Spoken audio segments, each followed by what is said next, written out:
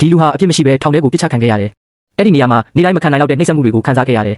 နောက်ဆုံးမှာတော့သူအသက်မရှင်ကျင်တော့ဘူးတနေ့သူကကြံနေတဲ့အစားအစာအကျွင်းကြံတွေကိုဟင်းရည်ထဲထည့်ပြီးရောမွေလိုက်တယ်ပြီးတော့အစားတောက်ထည့်ထားတဲ့ tray ကိုကင်ပြီးခေါင်းပြောင်မျိုးသားတစ်ယောက်စီရှောက်သွားတယ်ဒီခေါင်းပြောင်ကထောင်ထဲမှာအကြီးဆုံးကိုင်းကောင်းဆောင်သူကအစမှာဘာဖြစ်မလဲဆိုပြီးအံ့ဩနေတယ်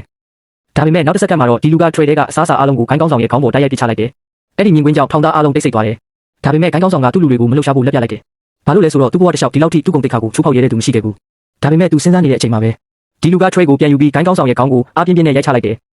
ဒီတစ်ခါတော့ကိုင်းကောင်းဆောင်အပြေအဝပောက်ကွဲသွားတယ်သူက chopstick တစ်စုံကိုဖမ်းယူပြီးဒီလူကိုတက်ဖို့ပြင်လိုက်တယ်ဒါပေမဲ့ဒီလူကတော့မကြောက်ဘူးတောင်တင်းတဲ့မျက်လုံးထဲမှာအယူဆန်တဲ့စိတ်လှုပ်ရှားမှုတစ်ခုပေါ်လာတယ်သူ့ကိုဖမ်းထားတဲ့ထောင်သားတွေကိုတွန်းဖယ်ပြီးဂိုင်းကောင်းဆောင်ရဲ့မျက်နှာကိုအားကုန်ထိုးချလိုက်တယ်တောင်တင်းတဲ့ဒီထိုးချက်ကသူကိုယ်တိုင်တော့မယုံနိုင်တော့အောင်ပြင်းထန်ခဲ့တယ်ဂိုင်းကောင်းဆောင်ကတစ်ချက်ထဲနဲ့မြေပြင်ပေါ်လဲကျသွားတယ်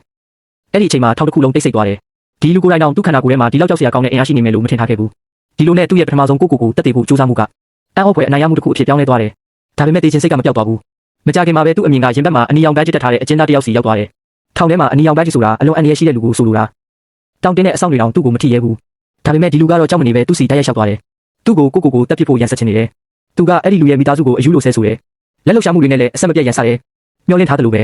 အန္တရာယ်ရှိတဲ့လူသက်သမားကအပြေအဝဒေါသထွက်သွားတယ်သူကဓားချုံတစ်ချောင်းကိုထုတ်လိုက်တယ်ဒီမြင်ကွင်းကြောင့်ဒီလူရဲ့မျက်လုံးထဲမှာမျောလင့်ချက်ပြန်ပေါ်လာတယ်သူကဓားကိုဓာတ်ရိုက်ဖမ်းယူပြီးကိုယ်လေပင်ပေါ်တင်လိုက်တယ်ပြီးတော့မြန်မြန်တက်လိုက်တော့လို့ပြောတယ်ဒါပေမဲ့နောက်ထပ်ဖြစ်လာတဲ့အရာကလူတိုင်းမထင်ထားတာလူတက်ရတာကိုမျက်တောင်မခတ်တဲ့ဒီလူသက်သမားကအခုတော့ကြောက်ရွံ့နေတယ်လို့ဖြစ်လာတယ်ဒီလူကသူမတက်ရဲတာမြင်တော့သူ့မျက်နှာကိုတစ်ချက်ရိုက်တယ်လူအများရှိမှဒီလောက်ထိအဆက်ခွဲခံရရင်တေချာပေါက်တိုက်ခိုက်လာမယ်လို့ထင်ထားခဲ့တယ်ဒါပေမဲ့မထင်မှတ်ပဲဒီလိုရက်ကလူသက်သမားရဲ့စိတ်ပိုင်းဆိုင်ရာကိုအပြည့်အဝချိုးဖျက်လိုက်တယ်သူကမြေပြင်ပေါ်ဒူးထောက်ကြပြီးကလေးတယောက်လိုငိုကြွေးတော့တယ်ဒီလိုနဲ့ဒုတိယမြောက်သက်တွေကိုစူးစမ်းမှုလည်းထပ်မံကြရှုံးသွားတယ်မကြခင်မှာပဲဒီလူရဲ့အယူဆန်တဲ့လုပ်ရက်တွေကထောက်တစ်ခုလုံးကိုပြန့်နှံ့သွားတယ်သူ့စီကထွက်လာတဲ့အန္တရာယ်ရှိတဲ့အယူမှုဝါကြောင့်ဘယ်သူမှသူ့နာမကဲရဲတော့ဘူးအစားတောက်ဝေးပေးတဲ့ဝန်ထမ်းတွေတောင်သူနဲ့မျက်လုံးချင်းမစုံရဲဘူးပြဿနာမဖြစ်ချင်လို့သူ့ကိုအစားတောက်တောင်ပို့ထည့်ပေးလာတယ်ဒါပေမဲ့ဒီအရာတွေကသူ့လိုချင်တာမဟုတ်ဘူးတနေ့ထမင်းစားချိန်မှာထောင်သားတယောက်ရဲ့စကားတစ်ခွန်းကသူ့ကိုမျှော်လင့်ချက်အသစ်ပေးလိုက်တယ်မင်းညကအကျဉ်းသားတယောက်ထောင်ဖောက်ပြေးဖို့ကြိုးစားခဲ့ပြီးနောက်ဆုံးမှာအဆောင်တွေတစ်တက်လိုက်တယ်ဆိုတာပဲ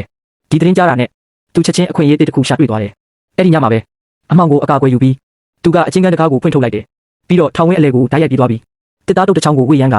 အဝေးကအဆောင်တွေကိုအယူလိုရန်စတော့တယ်သူ့ရွေချက်ကတစ်ခုပဲအဆောင်တွေကိုသူ့ကိုပြစ်တက်ခိုင်းချင်တာဒီအချိန်မှာတော့ထောင်အုပ်ကြီးက surveillance camera ကနေအရာအလုံးကိုကြည့်နေခဲ့တယ်မကြခင်မှာပဲအဆောင်ဖွဲ့ကြီးရောက်လာပြီးသူ့ကိုဝိုင်းပတ်ထားလိုက်တယ်အဆောင်တွေတနက်မောင်းဖို့ပြင်နေတဲ့အချိန်မှာထောင်အုပ်ကြီးကမန်းတော်ထဲကသူ့မျက်နှာကိုတေချာမြင်လိုက်တယ်ပြီးတော့ချက်ချင်းអော်လိုက်တယ်မပြစ်နဲ့သူက Prodigalus ပဲဒီလိုနဲ့သူ့ရဲ့တတိယမြောက်သက်တွေကိုစူးစမ်းမှုလည်းထပ်မံကြရှုံးသွားတယ်နောက်ဆုံးမှာတော့တေချင်လုံးနဲ့ဒီလူကဘယ်သူမှမဆန့်ကျင်ရဲတဲ့ထောင်ပင်ဖြစ်သွားခဲ့တယ်